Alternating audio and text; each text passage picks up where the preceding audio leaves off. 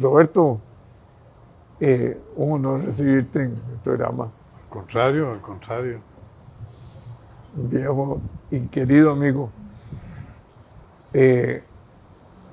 Un exministro de la presidencia, un exministro de Relaciones Exteriores, un presidente de la Asamblea Legislativa y un honorable diputado. Un hombre que conoce mucho de política. Fui secretario general primero de la unidad. Fue secretario general de la unidad, sí. Sí, estamos pasando momentos especiales, pongámosle así, ¿verdad?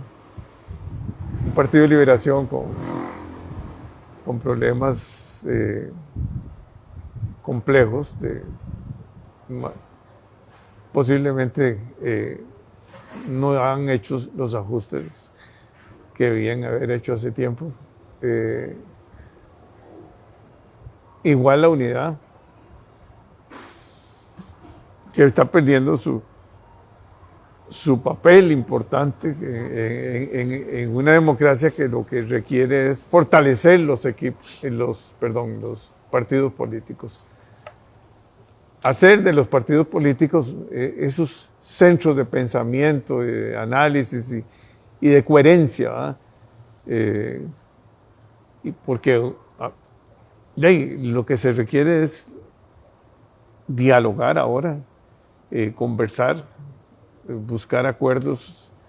El país no puede seguir en luchas internas.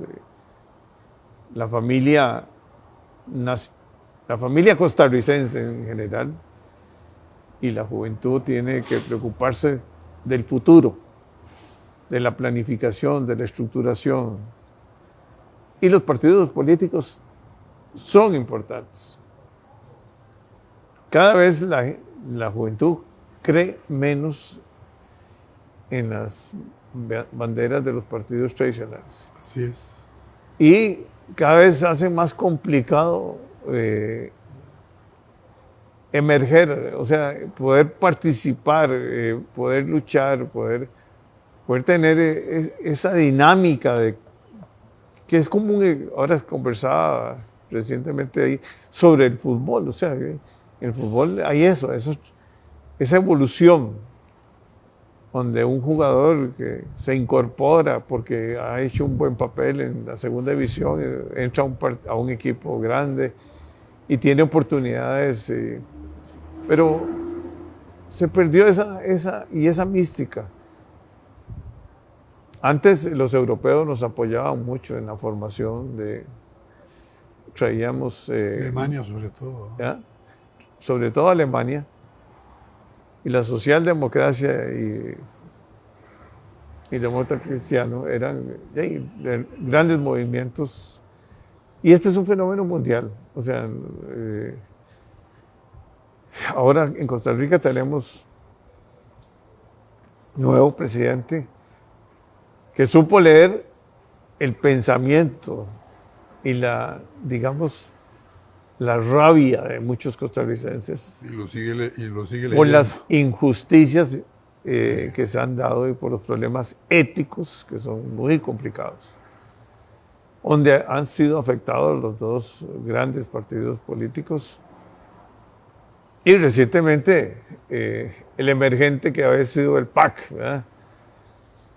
Que fue tan castigado que lo desaparecieron del mapa, ¿verdad? Así es. Pero conversemos un poco de tu apreciación. Yo tengo claro que este presidente se quiere echar varias broncas, ¿verdad? Complicadas broncas. Hay que ver si la institucionalidad, que yo creo mucho en la institucionalidad, hay que fortalecerla, pero él va a tener que buscar esas alianzas y esa unión. Ya el periodo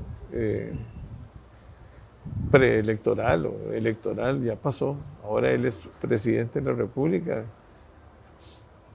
Tiene Costa Rica grandes retos Y él ya comenzó a actuar.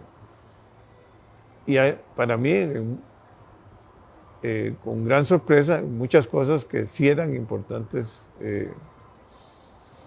lograr cambios, ¿verdad? Pero bueno, Roberto, usted es un hombre de política y conoce bien todo lo que es la Asamblea Legislativa, conoce muy bien también lo que son nuestras relaciones exteriores. Estuvo en la Cancillería y le tocó, ahora una Cancillería más complicada, o sea, situaciones dificilísimas, ¿verdad? Con un nuevo mapa geopolítico. Bueno, en fin, yo creo que cada época tiene sus problemas, ¿verdad? Uno los tuvo. Yo, pues, he estado así, muy fuera de la actividad política y pública. Parece mentira que cuando terminé, dije, porque la vida está hecha de ciclos. Sí. Y uno tiene que saber cuándo entra y cuándo sale. Y hay gente que en lugar de salir se quiere seguir manteniendo y más bien lo que hace es un problema. Y entonces el ciclo mío terminaba, según yo, cuando dejaba el Ministerio de Relaciones Exteriores, que me parece mentira, fue en el 2006. Es decir, es que el tiempo pasa volando. Estamos hablando de 16 años. Pero la gran problemática del país sí se mantiene muy parecida, eso sí, ¿verdad? El presidente, de todos esperamos que le vaya bien. En la medida que le vaya bien, le va bien al país, Costa Rica, ¿no? sí.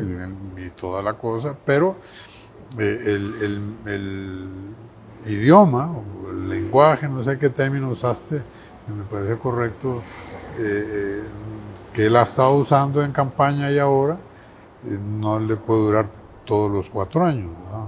Él ha planteado el asunto que la gente le ha gustado y le está yendo bien, en contra de la corrupción, en contra de los corruptos. Él, como nunca estuvo en la política, no lo es, ¿verdad? Y como su partido tampoco lo ha estado, tampoco lo es. Y además lleva a una persona que ha luchado mucho en contra de la corrupción, es Pilar Cisneros, ¿verdad? Muy radicalmente. Y bueno, eso le ha venido sonando. ¿Qué digo yo? Las pensiones de los diputados, de algunos, porque van a tener que hacer una lista de los que no recibimos un 5 de pensión de diputado, y yo creo que yo le acabo eso. No tengo ninguna pensión de esas, y la gente siempre creyó de que por el hecho de ser diputado ya se tenía una pensión, y eso nunca fue así en el régimen viejo. Luego, cuando yo fui presidente, precisamente di el primer paso para terminar con ese régimen, y luego Antonio Álvarez, que fue en el 95, fue también presidente, terminó. Y desde el tiempo del 95 hasta ahora, imagínense los años que han pasado, Jorge, los diputados solo se pueden pensionar por medio de la caja, como cualquier otro costarricense. Pero bueno, todas estas cosas están sonando. Yo sinceramente espero que en su gobierno no aparezcan corruptos, y si aparecen, que no haya impunidad. Que sepa sacarlos. Sí. Y este es el tema fundamental para mí del daño que esto le ha causado a Liberación Nacional y a la unidad. Por ejemplo, fíjate, Jorge, que en estos momentos todo el mundo habla en cuanto a Liberación Nacional que hay que renunciar. Y renunció ayer el Comité Ejecutivo, en estos días. Renunció el Tribunal de Ética, renuncia todo el mundo. Bueno, ¿y qué? ¿Y eso qué significa? ¿Quiénes van a nombrar? Entonces, también un partido necesita experiencia, ¿verdad? No, yo lo que creo es que tanto para Liberación como la unidad, más que renuncian y esta naturaleza de cosas, lo que tendrían que hacer es plantearle al país, y eso no lo hizo ni Figueres ni lo hizo la candidata del partido, doña Linet, al país, decir qué vamos a hacer contra la corrupción. No es decir estamos contra la corrupción, sino qué. Medidas claras, precisas, muy fuertes, muy fuertes. Y eso, mientras no se haga, ya sea Liberación, la unidad o cualquier país, Cualquier partido, vamos a seguir en las mismas, vamos a seguir en las mismas. Este, Esa bandera la tuvo el PAC y con eso ganó también las elecciones. A eso iba. Solís, ¿eh? A eso iba. 8 años después los desaparece el electorado por problemas de... Así es. Entonces, ese tema bien pueden atacarlo la Unidad y Liberación y los otros partidos, claro, con medidas muy, muy claras y precisas. Yo no soy el que tengo la medicina. Me ponen a trabajar, puedo buscar parte de esa medicina, pero le toca a quienes hoy están con la responsabilidad de actuar. A eso por ahí. Vea, por ejemplo, un asunto, Jorge. El abstencionismo en Costa Rica ha ido creciendo bárbaramente. Bueno, ni tan bárbaramente. El abstencionismo en Costa Rica históricamente ha sido de un 30%. Ahora está un 40%. Es decir, ha crecido el 10% en los últimos 16 años, tal vez, ¿verdad?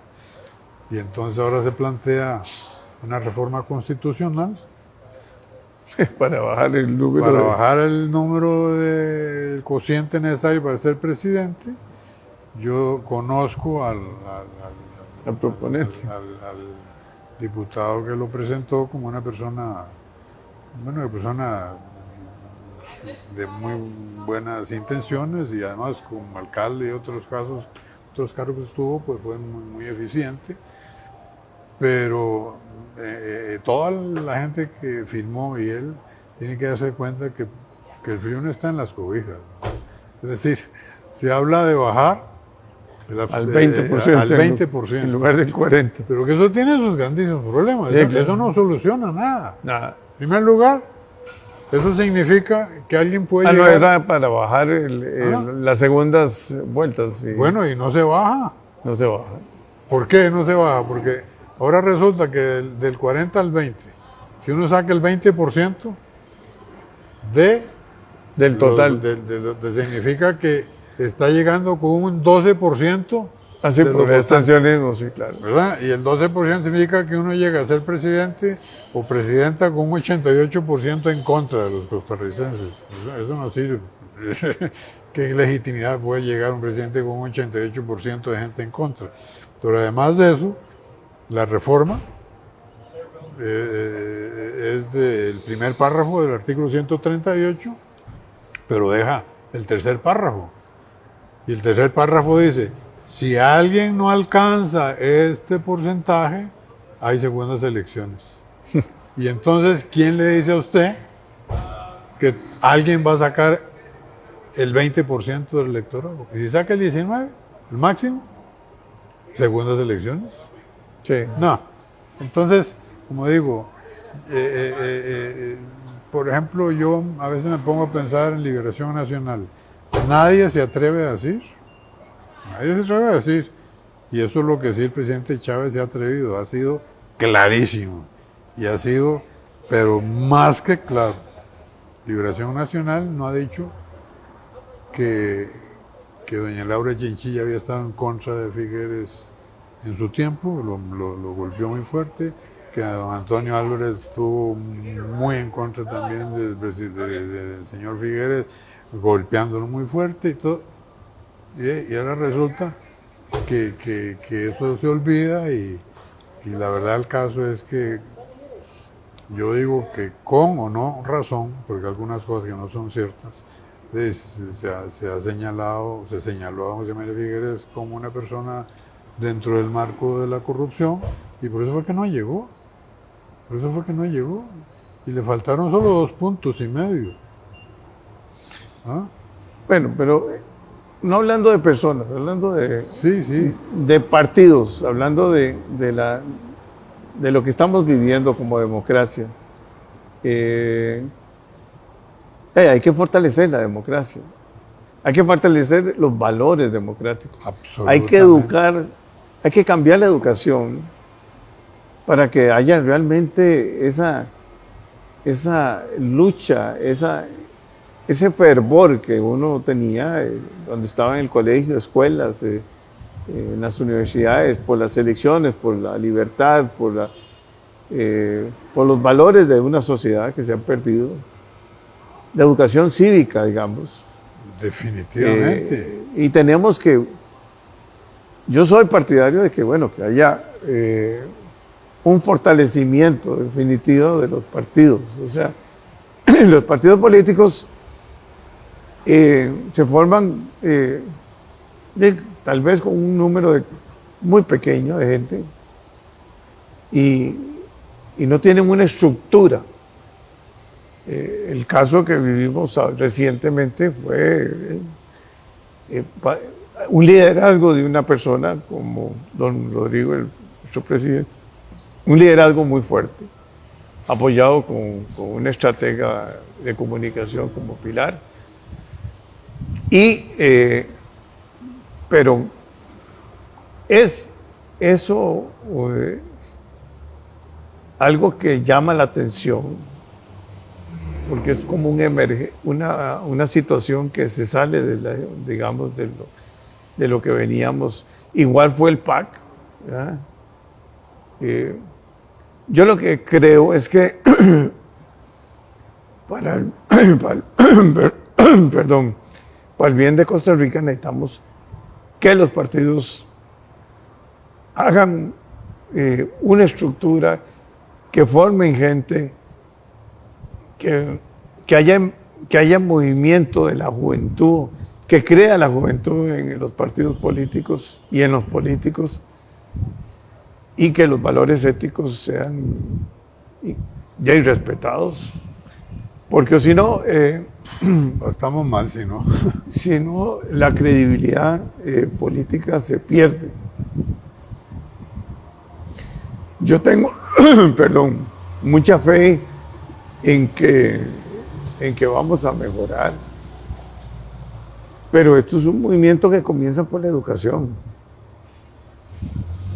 en las familias, en el respeto, en los valores. Hay que hacer esas grandes transformaciones y los partidos deben de fortalecerse y deben de cambiar las cúpulas y la forma tal vez en que por ejemplo, cómo se escogen los diputados, si hay que darle continuidad o no continuidad, no termina un periodo que pueda haber reelección o no puede haber reelección. Y uno ve en la mayoría de las democracias consolidadas donde sí hay un Senado o un Congreso que puede haber esas posibilidades de reelección, donde va a consulta individualmente, no en la lista que le ponen a uno de un partido.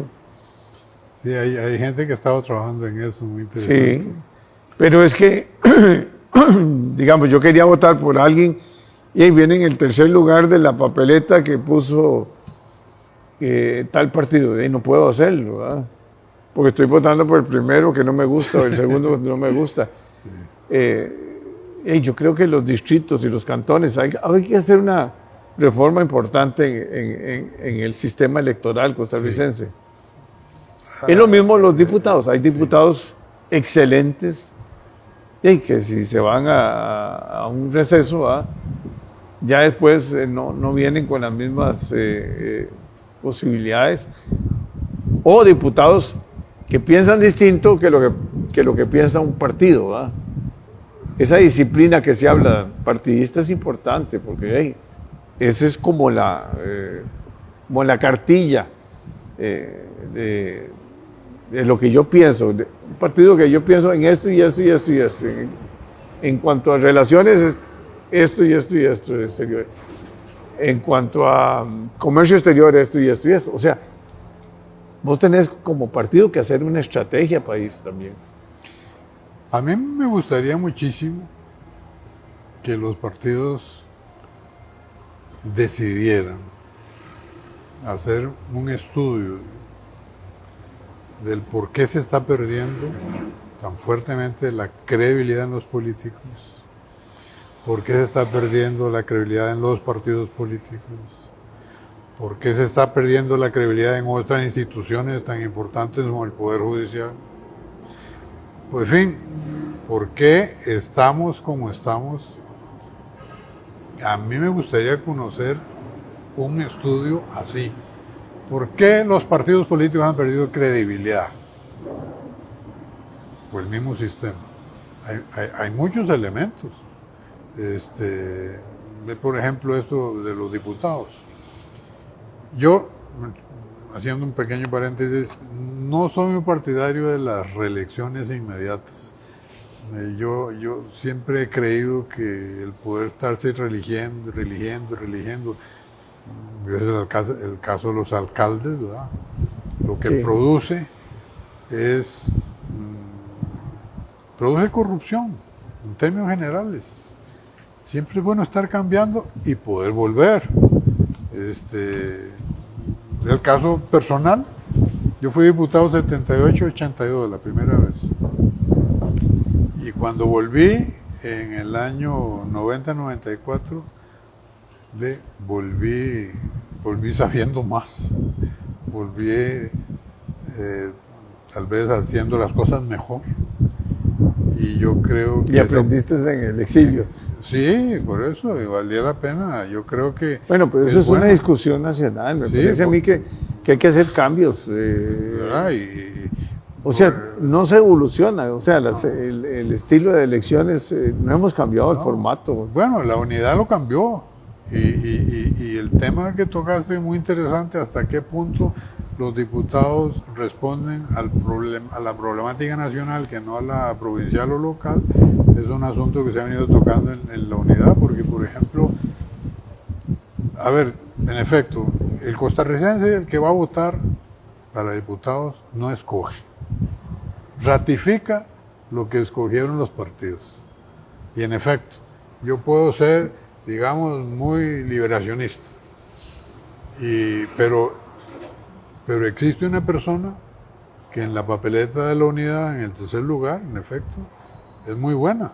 Bueno, si yo quiero votar por esa tercera persona de la papeleta de liberación, lo que estoy haciendo es votando por los dos primeros de liberación. Digo, de la unidad. Y ya perdí el voto mío para liberación. Sí. ¿Verdad? Es decir, uno no puede escoger. Hay sistemas que se han venido hablando. Hay un grupo muy interesante en el que destaca Abril Gordiengo, por ejemplo. No necesariamente es que yo, digamos, esté de acuerdo con el sistema como tal, pero se puede buscar un sistema. Hay el voto único transferible, que lo han usado y lo usan en algunos países anglosajones, donde, supongamos, un distrito electoral, van a votar, escoge 3 diputados y hay 5 partidos. Entonces viene la papeleta de 15 nombres, ¿verdad? Y cada nombre trae la bandera del partido a la par. Entonces yo puedo votar por ese tercero de la unidad, pero puedo seguir votando por el primero y el segundo de Liberación Nacional. Eso es un sistema, no precisamente que es el mejor, porque a la larga provoca conflictos entre los propios candidatos de un solo partido. Pero bueno, hay fórmulas. Pero este mismo nuestro, muchas de las cosas también vienen desde el punto de vista de cómo escogen internamente los partidos los candidatos.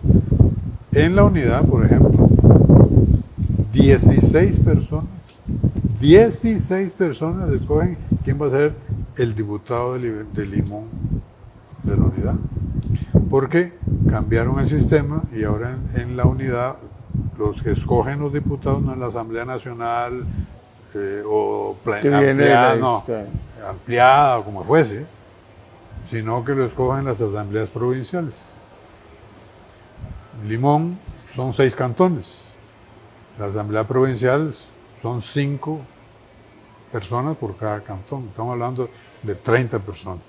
Si llegaran todas, 16 personas escogen al candidato al candidato de la unidad. ¿Hasta qué punto eso responde a un sentimiento nacional o a un compromiso de temas nacionales? Bueno, es una discusión que anda por ahí, ¿verdad? Pero en todo caso, no se ha hablado de la corrupción como tal de diputados. sí de la forma de escoger, de votar en el plenario, donde supuestamente alguna gente se duerme, que es aburridísimo. El plenario es aburridísimo. Y es el circo, llamémoslo así. Pero el trabajo de los diputados es enorme. Por ejemplo, el de las comisiones, hacer las leyes es muy bonito. Y es un trabajo tremendo, que es el trabajo de las comisiones, donde se ponen las mociones por los artículos, tal y cual. Nadie le pone atención a eso, sino al trabajo del plenario, pero también entonces parte del asunto de los problemas es por qué no dar a conocer al país lo que hacen los diputados de verdad. Es decir, hay una lista enorme de cosas para poder levantar la credibilidad del sistema político y no se están haciendo. Y los medios de comunicación tienen que tener educación, de conocer y darle ese debate importante, ¿verdad? Porque a veces esos son los que al final producen eso, y ahora son las redes sociales, que, sí, que al final son... Que es bueno que existan, ¿verdad? Que bueno que existan, porque ahí hay un pensamiento, Sí. podríamos decir, pero bueno, también están los troles que distorsionan, ¿verdad? Bueno, Pero yo creo que yo lo que añoro es de verdad esa educación cívica, ese pensamiento donde un partido tiene el deber, que no sea una maquinaria electoral para cada 4 años, ¿no? Tiene el deber de formar opinión, tener pensamiento, Así traer es. gente de distintos perfiles, de distintos países líderes, y de que de verdad haya ese entusiasmo, o sea, que no hay ahora. O sea, eso hizo grande, entre otras cosas, a la liberación y a la unidad. sí. Es decir, era una cuestión prestigiosa. ¿Qué los hizo pequeños? También, por eso, yo quisiera que se estudiara el asunto, pero el aspecto ético, y entonces eso que estamos hablando, que es valiosísimo, si quien llega no cumple con la ética, la gente pierde la credibilidad en los políticos y en el sistema, en el partido político, la transparencia. Pero y los valores. yo me pregunto, Jorge, ¿cuál partido está haciendo ese estudio? No ¿Cuál está invirtiendo. partido está haciendo estudio en los diferentes campos? ¿Por qué Costa Rica el costarricense está perdiendo la credibilidad, o ha perdido, no todo el mundo, claro, en los partidos políticos, en el sistema político, en el Poder Judicial? Bueno, quedémonos ahí, no vamos a tocar la Iglesia, no vamos a tocar el Tribunal Supremo de Elecciones, porque el Tribunal Supremo de Elecciones mantiene, gracias a Dios, un prestigio de primera. Pero ¿cuál partido está haciendo eso? No, porque esto es educación. Y esto es, hay que invertir. Y hay que hacer eso, los partidos tienen que hacerlo. O sea, no es recoger firmas para una elección distrital o cantonal, o no sé, que yo represento a los cooperativistas, yo represento a los empresarios. No es eso. Es que un partido político tiene que tener pensamiento y tiene que estar dando opinión. ¿Vos has visto un pronunciamiento de un partido político? No, pues, es que, por ejemplo, se hacen muchos análisis desde el punto de vista económico, y todo el mundo sabe qué es lo que hay que hacer. Pero todo el problema... Pero el problema político no lo tocan. Bueno, Roberto, un placer. Un gran gusto. Y lo único que no sé si agradecerte o reclamarte es que me hayas sacado de ese ostracismo en que personalmente estás viviendo he estado, una época bonita de tu vida. Sí, me fui para Atenas. Y te fuiste para Atenas. No creas que Atenas cumple condiciones especiales. Atenas, me fui por el COVID. Y te quedaste. Y no creo que me devuelva. Tengo que ir al Banco Nacional. Ahí está. 300 metros, porque estoy en el puro centro. Tengo árboles de cas, tengo árboles de mango, No, y tenés tengo paz árboles ahí. tal, Y paz, además, tranquilidad. tus hijos y tus nietos llegan a verte ahí. Llegan pero bueno, pero no puedo dejar de estar Activo. activo en el pensamiento de estas cosas como las que hablamos hoy, ¿verdad? Así que más bien muchas gracias más bien agradecerte por sacarme un poquito del ostracismo. Gracias.